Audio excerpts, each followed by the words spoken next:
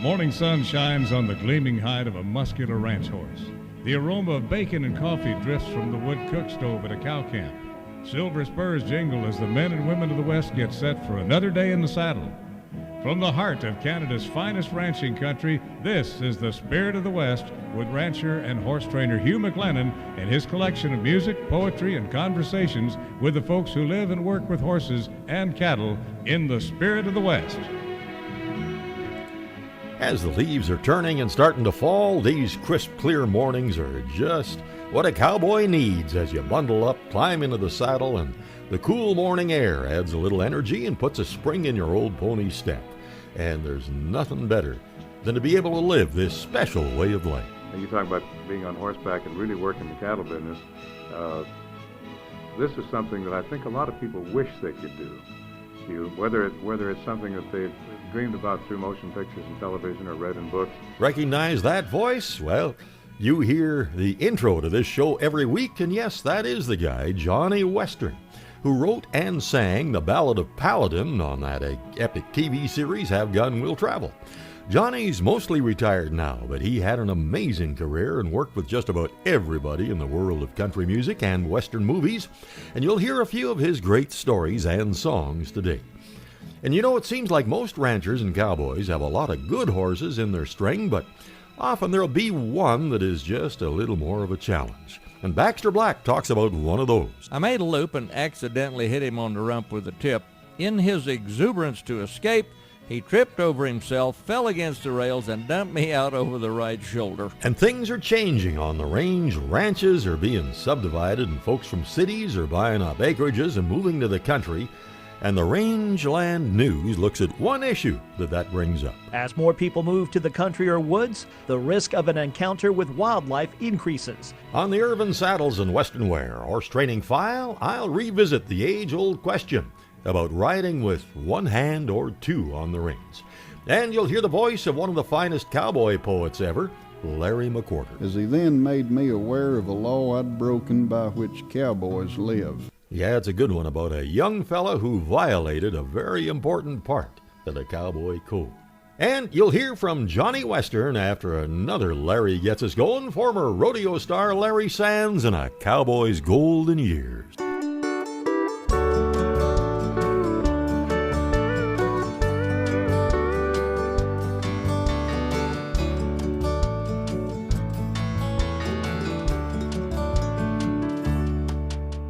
He cowboyed up at an age so young and tender. The hard, fast living took his youth away. The bulls and the broncs wore down his body, with no thought of how the golden years would be. The rugged mountain trails bring back old memories of his love for nature and the cowboy way. Spruce bough beds, a canvas tarp for cover. Seems his golden years are turning dark and gray. Lord, take the weight off of his shoulder. No longer should he bear the pain. The sleepless nights are getting longer. Take the hurt away and let him live again.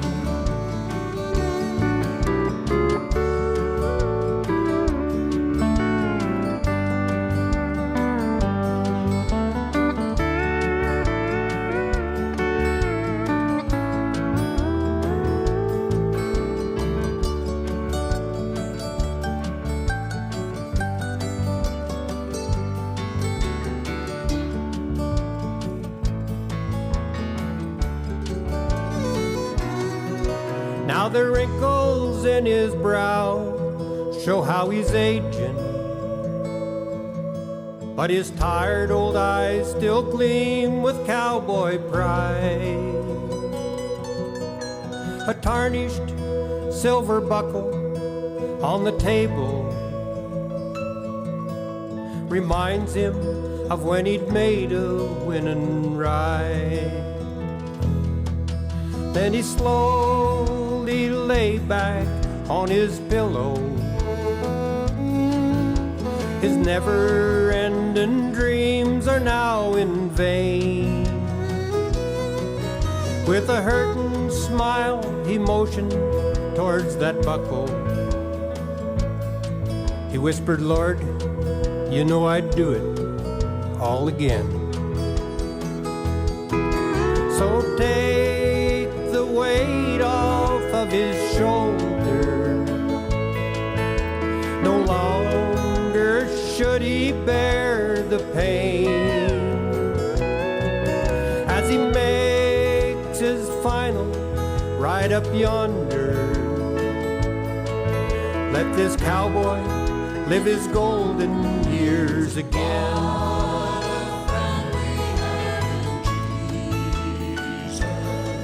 Let this old cowboy live his golden years again.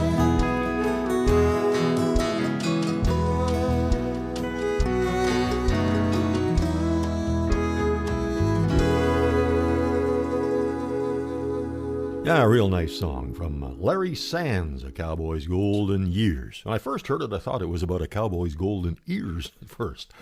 Well, you know, as an entertainer, singer, musician on stage, you are pretty much at the mercy of the sound man or the sound person. And when the sound system fails, what do? We've all had it happen. And here's how Johnny Western handled it. I've played a lot of penitentiaries in my life. I started touring with Johnny Cash in '58. But playing the penitentiary circuit, I was playing at the Nebraska State Penitentiary to what you would really call a captive audience.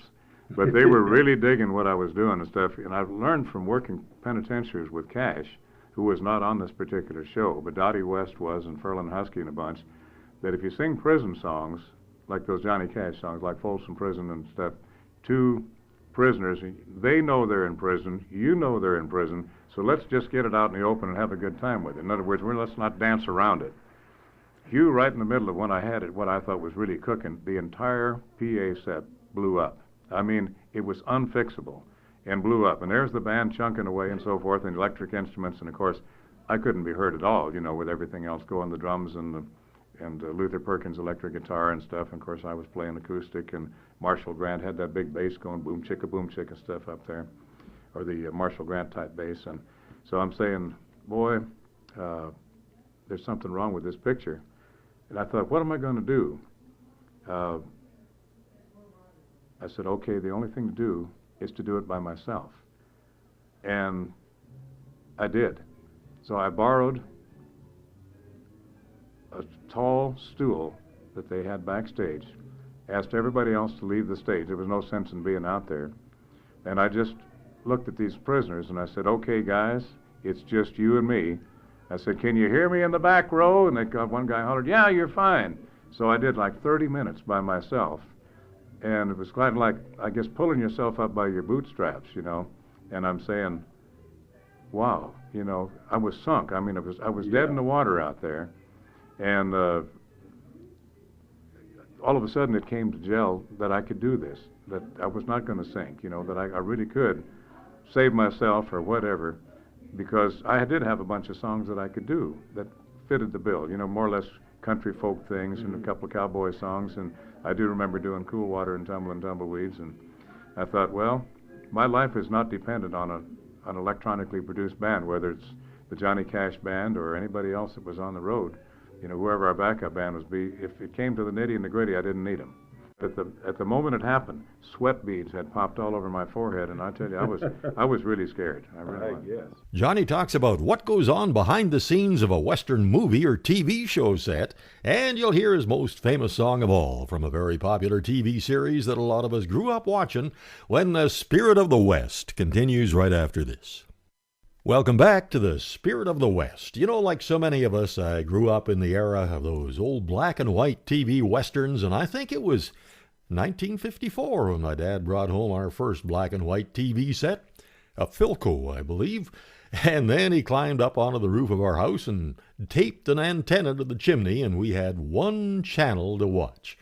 And not many years after that, the TV westerns really hit their stride with Bonanza, Wagon Train, Gunsmoke, Wanted Dead or Alive, Rawhide, and of course, Have Gun Will Travel.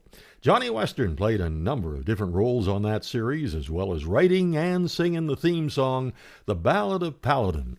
And at one time, I was able to ask him this. I'm just wondering what things were like behind the scenes on the set of Palladin or the set of some of these other Western movies. And there would be, I would think, a lot of time to put in when one scene is being filmed or they're setting up for something, when the actors, maybe the stunt crew and the wranglers would be together.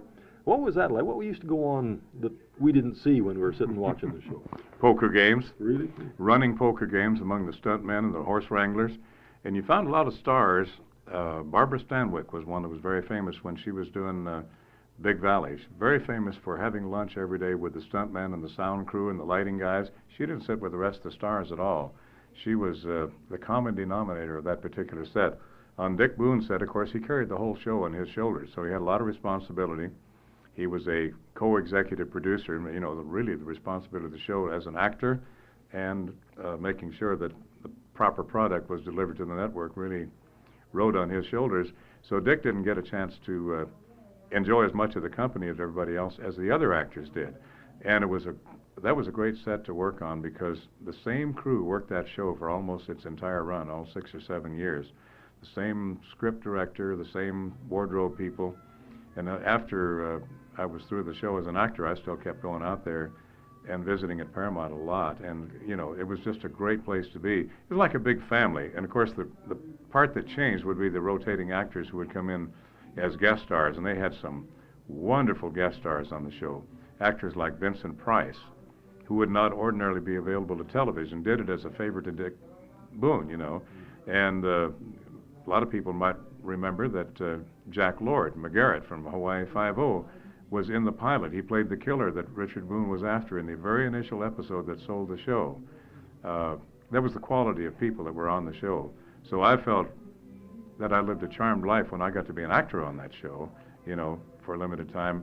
It was a great experience just to be there as part of that company, and then to be in the presence of a really, really great actor like Dick Boone, who was also a really great guy, away from the set and behind the cameras and stuff, just a super, super guy. That made it a wonderful thing. The Gunsmoke set was exactly like that. I did a lot of Gunsmokes as an actor, and nobody was ever better than Dennis Weaver, Jim Arness, Amanda Blake, Milburn Stone, and of course later on Ken Curtis, when Kenny came in as Festus after Dennis Weaver left. That was probably the most loving set I've ever been on in my life. You talk about people that were good friends. Those people were good friends. They really were. And I got to do some personal appearances with them around the country, at Cheyenne, one place and another. Same way, just great, Hugh, just absolutely great. And now we'll take you back to those days when we gathered around the TV set, and this is what we heard.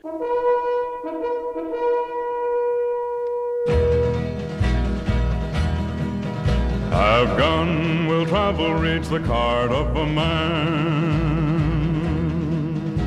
A knight without armor in a savage land.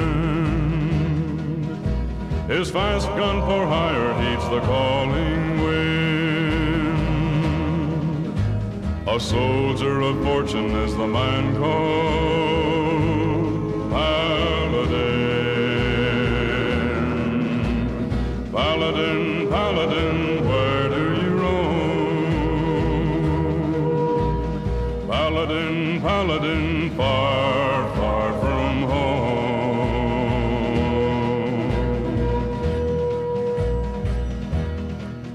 He travels on to wherever he must. A chestnut knight of silver is his badge of trust. There are campfire legends that the plainsmen spin of the man with the gun, of the man called Palladin. Palladin, Palladin, where do you roam? Palladin, Palladin, far, far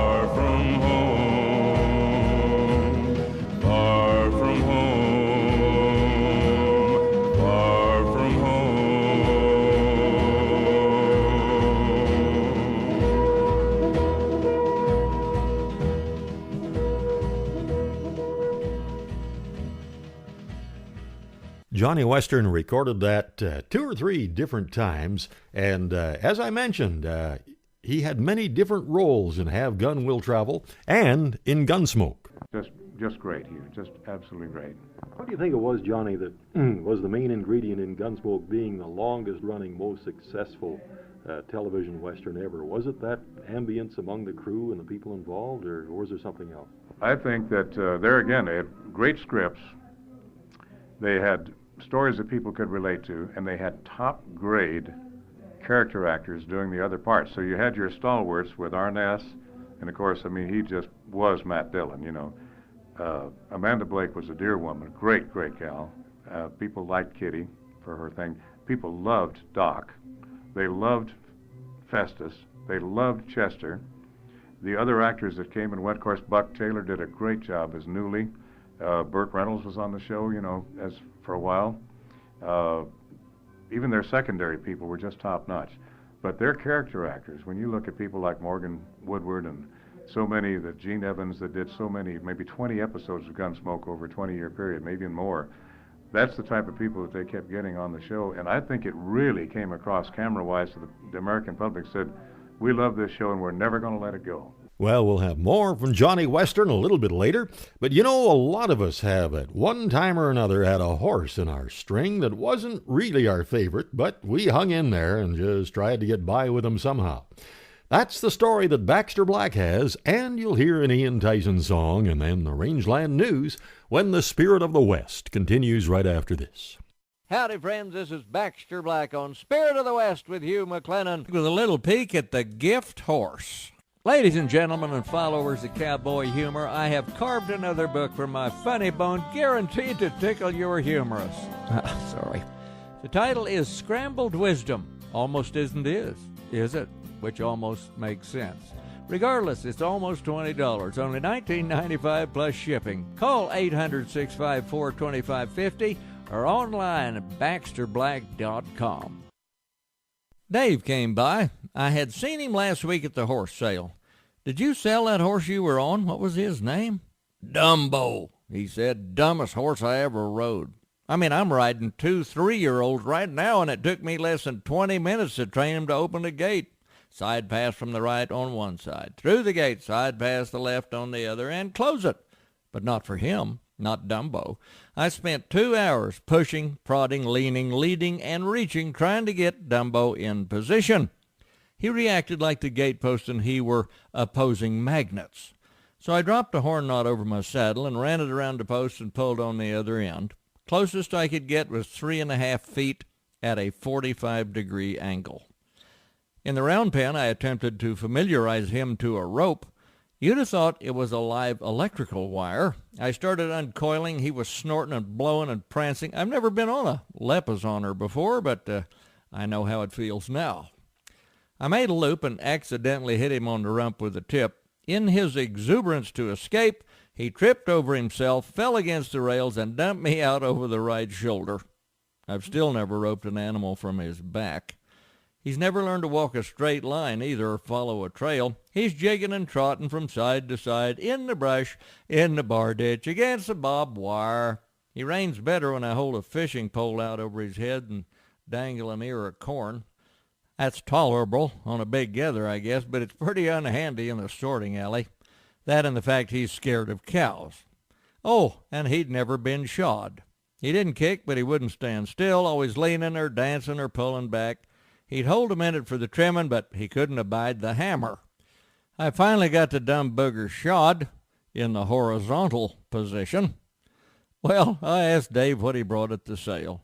$210. Well, surely he must have had some good points, I asked. Yeah, said Dave. For one, he was easy to catch. But then you had to ask yourself, what's the point? This is Baxter Black on Spirit of the West with Hugh McLennan. Farm Fair International, one of Canada's top agricultural shows, returns this November 7th to 11th. Guests from around the world will gather in the Edmonton region to show and sell top-quality livestock, make important connections, share knowledge, and build our industry. While you're there, enjoy shopping in Ram Country Marketplace or take in the Heritage Ranch Rodeo. It's a big deal to buy, sell, and connect. Make sure you're there. Plan your visit at farmfaireinternational.com.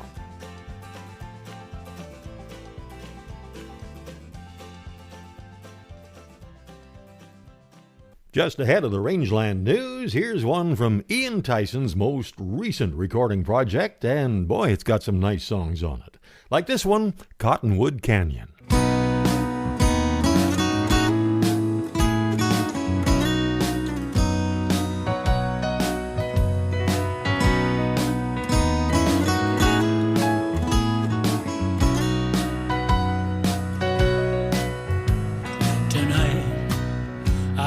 Call of Cottonwood Canyon. Listen, you can hear it on the wind. Red-tail hawk making circles high above the canyon walls, where I slept in the sand far below.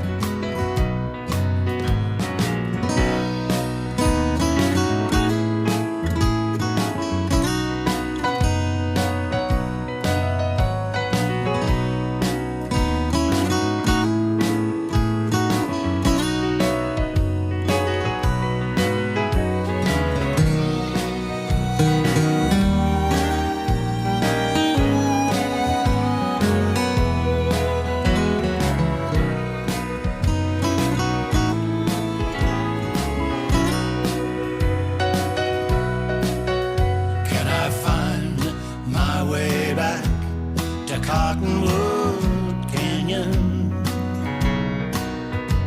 Have the drillers come? Have I waited too long? The cottonwood tree, she cries to me, make 'em leave it in the ground, and we'll sleep in the sand far below.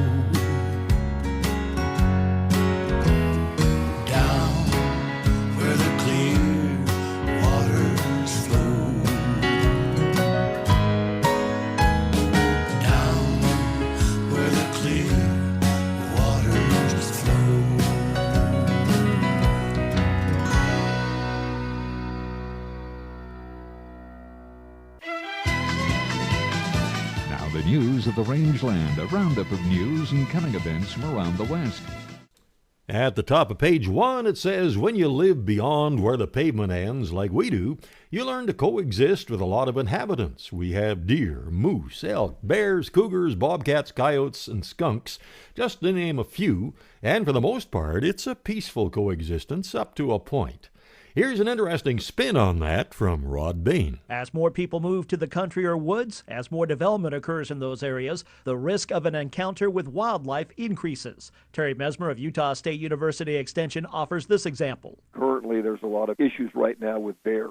Bears moving out of normal habitats, moving into urban areas because they're drawn by the food resources, by the food trees, things along that line. So while distance is the best way to prevent a wildlife attack, there are measures that can help wildlife keep their distance, such as applying the same rules for outside at home as would be at a campground or picnic area. The key thing still remains is sanitation. If you're outside, you've got the grill going, and you've had some wildlife in your backyard, obviously they're coming there for a particular reason. So storing food, drink, scented items, and trash securely in wildlife-proof containers. Also, do not burn leftover food or trash in a fire pit. And clean all grills and outdoor cooking and picnic areas to remove odors that could attract wildlife. I'm Rod Bain reporting for the U.S. Department of Agriculture in Washington, D.C. The Canadian cattle herd continues to shrink and is at the lowest July number since 1988, according to the latest Statistics Canada inventory report.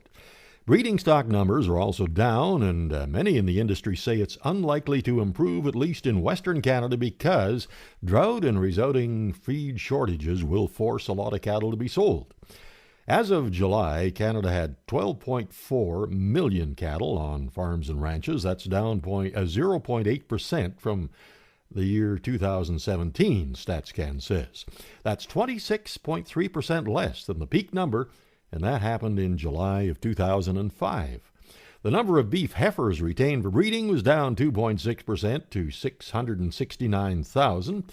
The number of beef cows declined by 1.2% to 3.7 million head. Calf numbers were down 1.3% to 4 million. Feeder heifer numbers were up 2.7%, and steers were down by 1.3% compared to July in 2017. And Canfax had some additional perspective to the numbers in its August 24th report. Cow marketings were up 11% in the first half of the year, and poor calving conditions might have contributed to the lower calf numbers, they said.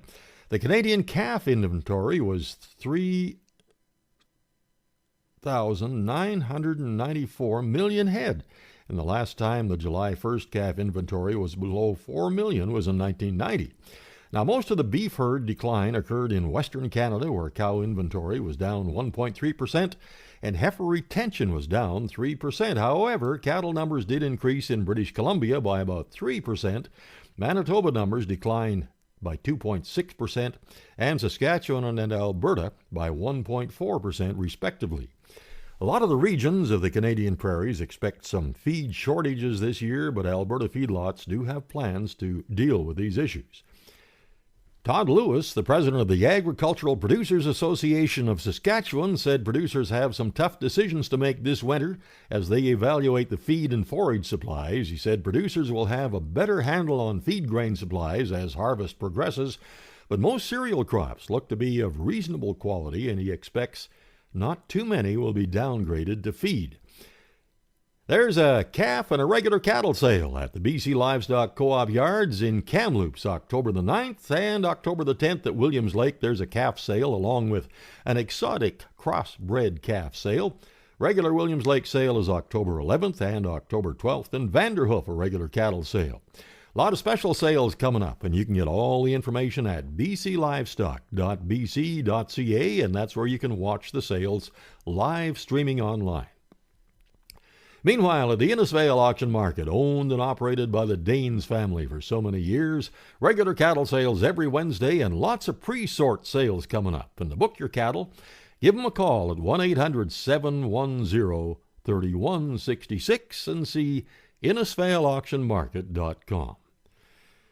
Okay, now the final item. And you know, us older folks really need to be aware of the changing times and the digital revolution and how that's replaced the world of notebooks and newspapers. The other day, I asked my granddaughter for a newspaper, and she said, "Grandpa, I don't believe in cutting down trees to make paper. Here, use my iPad." So I did. And that fly didn't know what hit him. And that's the Rangeland News. Coming up on the Urban Saddles and Western Wear Horse Training File, I'll look into the long-running issue of riding a horse with one rein in each hand, like you see a lot of riders do today, or riding with both reins in one hand. More from Johnny Western and more special music when the Spirit of the West continues right after this. Welcome back to the Spirit of the West. Coming up in the Urban Saddles and Western Wear Horse Training File, a look at the practice of riding with both reins in one hand or one rein in each hand. One of North America's most respected figures passed away on August the 25th. He faithfully served his country for 60 years, and a memorial service was held for Senator John McCain in his home state of Arizona at North Phoenix Baptist Church on September the 1st.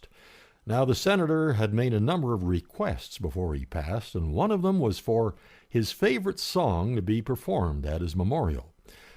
That song was written by Rex Allen Jr. and recorded by Rex, and he was so honored when he received a request to do the song at the memorial service.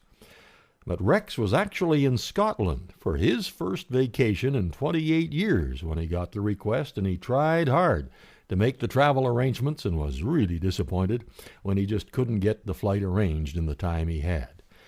Now, the song was still performed at the memorial by a boys' choir, but I thought I'd like to play Rex's version right now.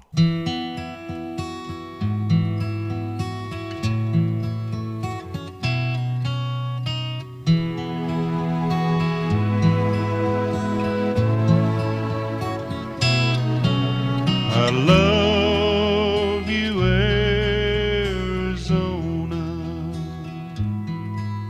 your mountains, deserts, and streams,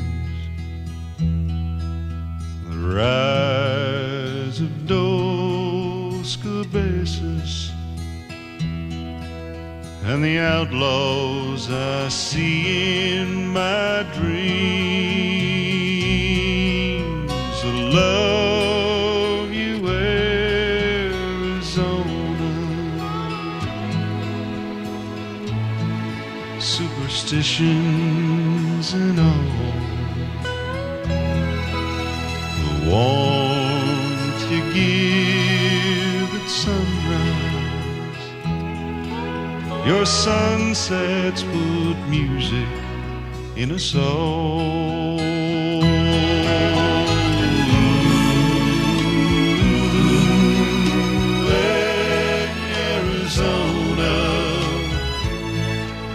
You're the magic in me.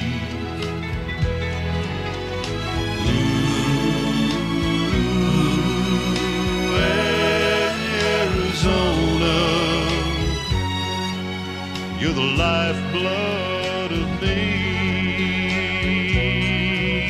I love you, Arizona.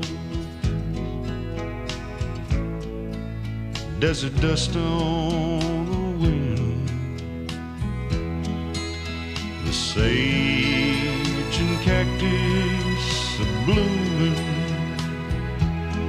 and the smell of the rain on your skin.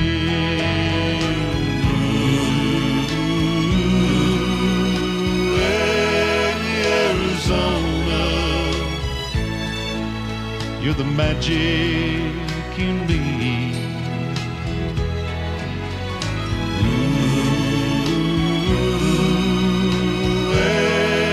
Arizona, you're the lifeblood of me.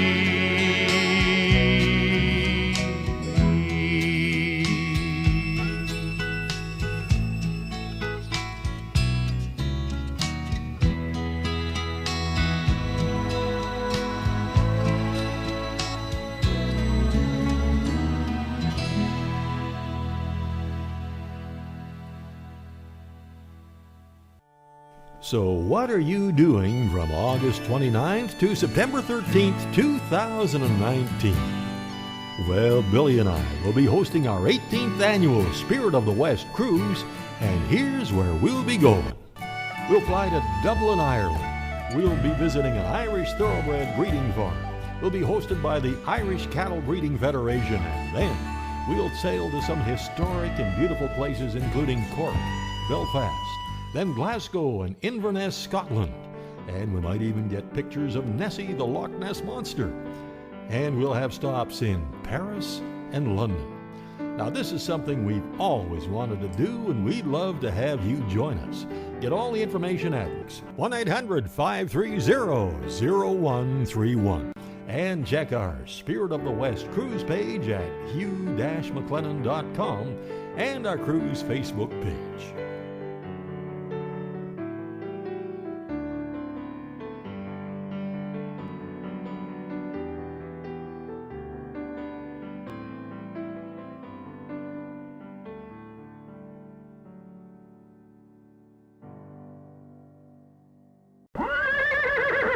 Now it's time for the Horse Training File, brought to you by Irvine Tack and Western Wear, Canada's largest Western store. The way I see it, you'll find a silver lining in just about everything.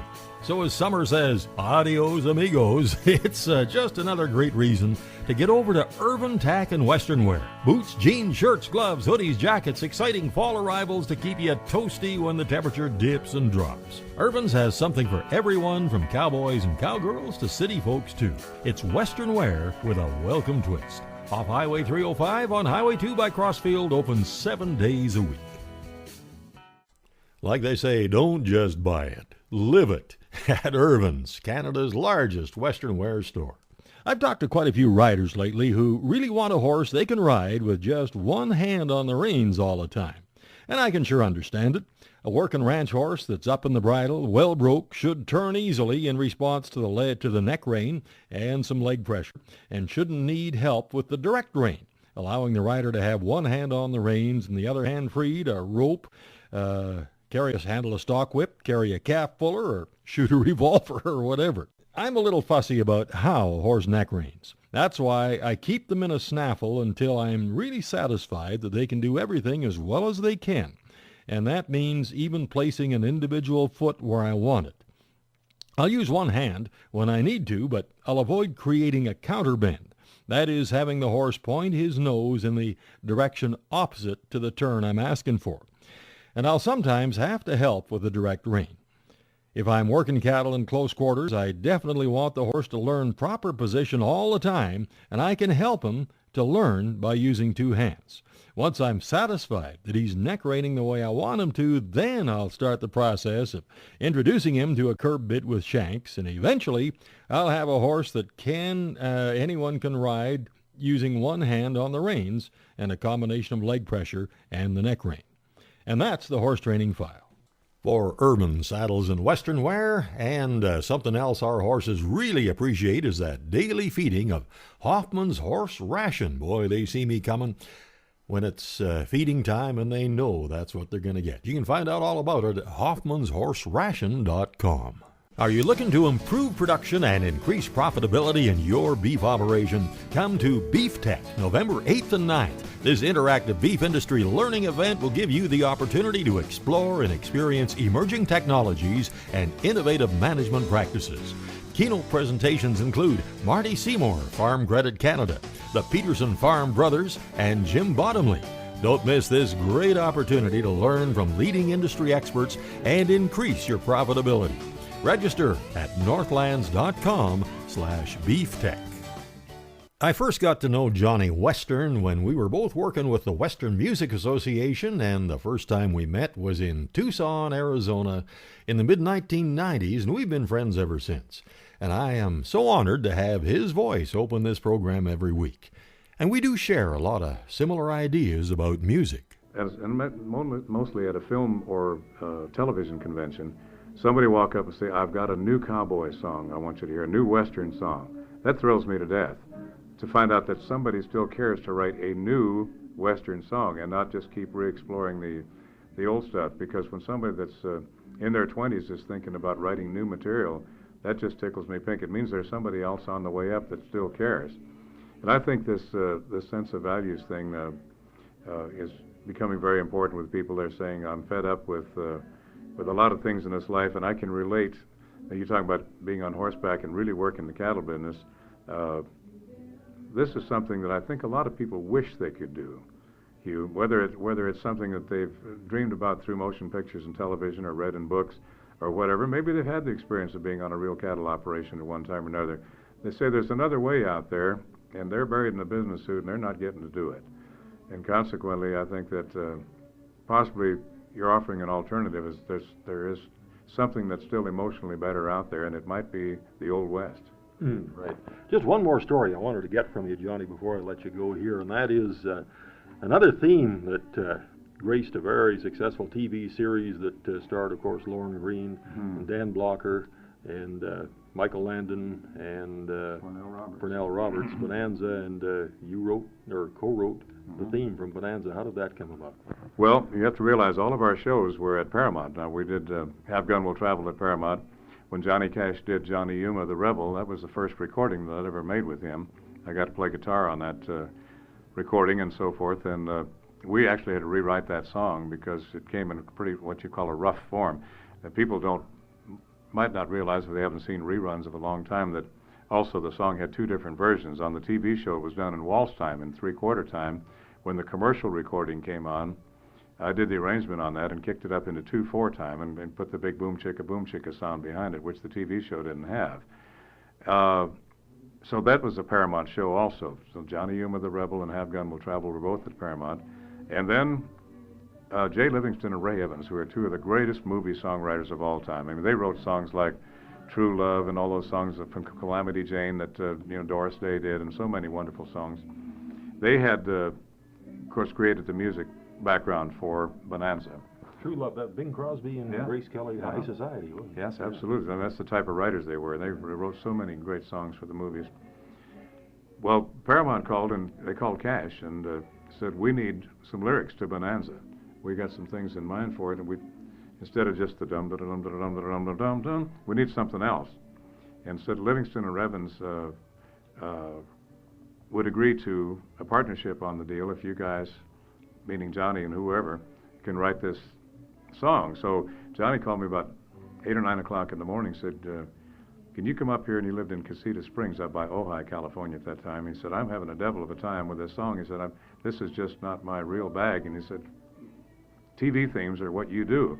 He said, maybe we could generate something over here. Well, anyway, long story short, we worked on that song for 9 hours and finally got it to where we wanted it. And of course, we went into Columbia and recorded it, and it was a major hit for Johnny, and I got to play guitar on that record also.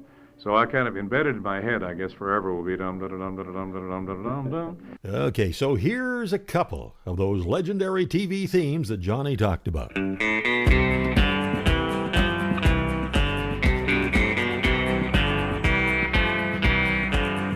Johnny Yuma was a rebel. He rode through the West. Did Johnny Yuma, the rebel. He wandered alone. Now he got fighting mad, this rebel lad. Well, he packed no star as he wandered far, where the only law was a hook and a draw. The rebel, Johnny Yuma was a rebel. He rode through the West. Did Johnny Yuma, the rebel. He wandered alone. He searched the land, this restless land. He was panther quick and leather tough, and he figured that he'd been pushed enough. The rebel, Johnny Yuma.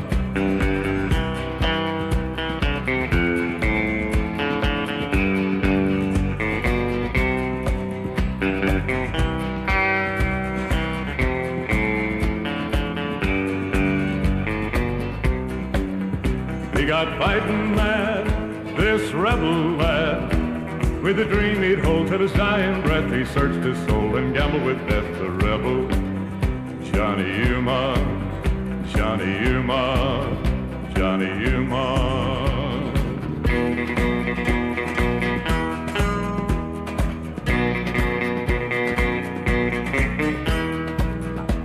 This plain we hold is good as gold, Bonanza. Hand in hand we built this land, the Ponderosa Ranch. Our birthright is this Cartwright Bonanza. We stand alone, 4 men strong, wrong ain't got a chance. Day by day, work or play, ready side by side. Hello friend, come on in, the gate is open wide. Bound to be a fighting free Bonanza. The singing pines, the boundary lines of the Ponderosa Ranch.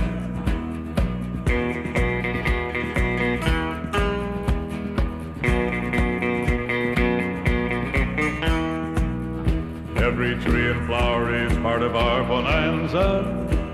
The stars at night, the morning light, the water in the branch. We ride along, 4 men strong together. Every tree and ridge is our heritage on the Ponderosa Ranch. Day by day, work or play, ready side by side. Hello friend, come on in, the gate is open wide. bound to be a fighting free bonanza. The singing pines are boundary lines of the Ponderosa Ranch.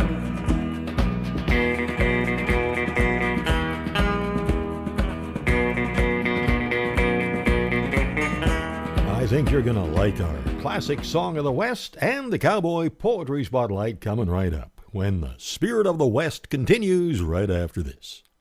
Welcome back to the Spirit of the West. Ben Johnson was a world champion team roper, fine horseman, did stunt work in all kinds of Western movies, and he had a starring role in an epic Western called The Wagon Master, one of my all-time favorites. And for this week's classic song of the West, here's Johnny Western with the Sons of the Pioneers and the theme from The Wagon Master, Rollin' Dust. They ride along the fading trails of long, long ago, and sparks of hoofbeats glitter in the shadows as they go. Out across the backlands where the dust has laid so long, you'll see them loping through the night and hear their riding song.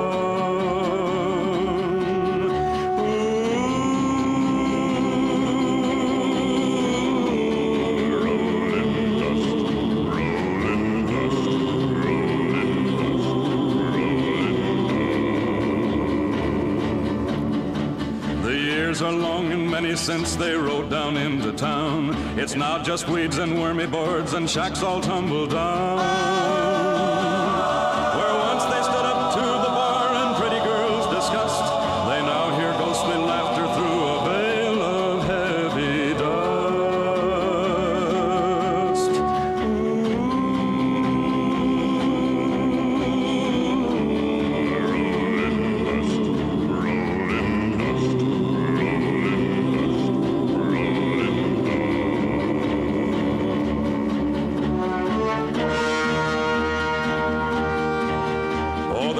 And boots and saddles are all moldy as they ride. Their faces grim and silent, cause for them all time has died.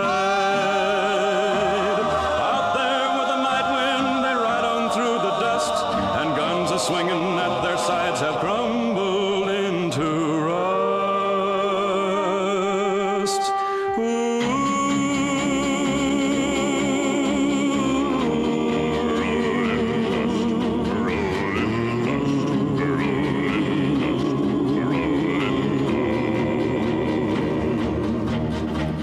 See them in the history books or in a cloudy sky. Their fame will live forever and their ghosts will never die. Out there with the night wind they ride because they must, though deep down in some lonely grave they've long since turned to dust.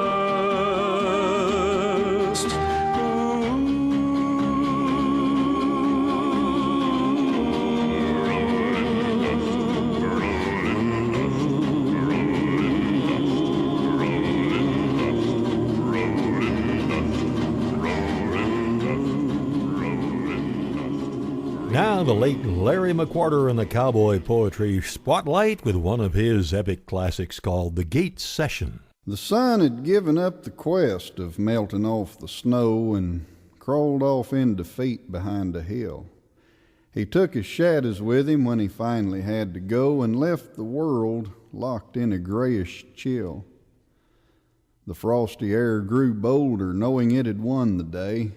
Its foe outlasted, it was free to roam the twilight unimpeded as two riders made their way at a steady walk a half a mile from home. A cold and hungry, angry boy had had enough of this. He knew they'd get there quicker if they'd trot, or better yet elope, but Dad, whose vote outnumbered his, suggested it was better that they not. The lights of hearth and home shone bright, yet seemed to never near. I never knew a horse could move so slow. Each steaming breath bore curses, but not loud where Dad could hear. It wouldn't hurt me what he didn't know. Consumed with cold and anger and with fingers going numb, I barely noticed we had reached the gate which led into the old home trap. Then Dad's colt acted dumb and added 15 minutes to the wait. I logged my millionth hour watching circles spin and turn. This 8-year-old was bored and getting vexed. With Dad, there's one more lesson one is always doomed to learn, and little did I know that I was next. For when at last he opened up the gate to let us through, I drifted off into a sort of trance, intent on getting into Mom's hot cornbread and beef stew. I headed home without a backwards glance. An icy voice cracked icy air which stopped both horse and heart. The tone he used was one I'd come to dread. The dialogue which then ensued was quiet on my part. The mighty revolution now was dead. I only thought that I'd been cold until his angry stare went through me like ice water through a sieve. But flush of shame soon warmed me, as he then made me aware of a law I'd broken by which cowboys live. Now, boy, I know it's cold out here, but that's the way things are, and we can't always pick our circumstance. I told you when you chose to come that we'd be riding far, and it's too late to bow out of the dance. Now, discomfort doesn't give a man the right to leave a friend. It's when it's tough is when you need to stick. He needs to know that when you start, you'll be there in the end. That trust should be like mortar on a brick. Boy, you could have caused a wreck back there by leaving me behind. That's darn poor manners in the cowboy clan. This colt was trying to go with you, which put me in a bind, 'cause it's hard to mount a pony that won't stand. He stood and let his point stick home, then turned and mounted up, and then he said, "Let's don't do that again. I hope your ma's got coffee on, 'cause I could use a cup." The stars were shining bright when we got in.